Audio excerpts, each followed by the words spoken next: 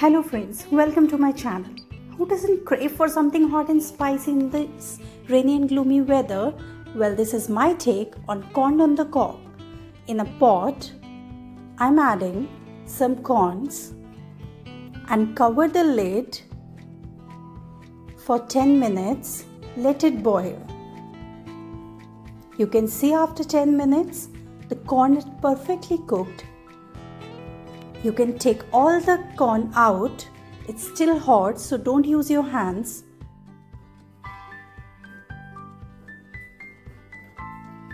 Now I am going to add some corn flour, 1 big tablespoon of corn flour. Mix it well until corn flour start coating all the corns. Now I am going to spray some oil.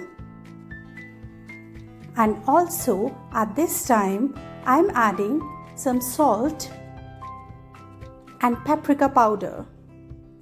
You can also use piri piri powder or cajun spice as per your taste.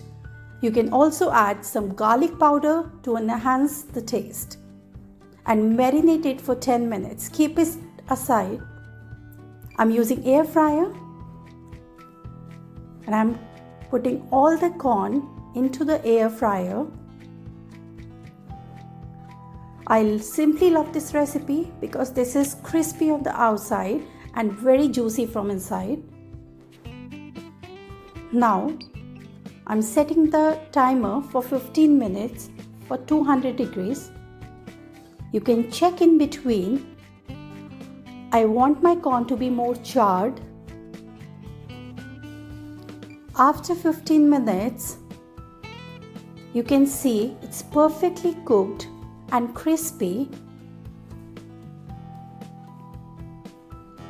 This is perfect snack for a rainy day, and kids simply love this. You can add some butter on top of it and sprinkle some coriander. You can also use parsley if you don't have coriander. This is simply delicious and buttery. If you like this recipe, please subscribe and comment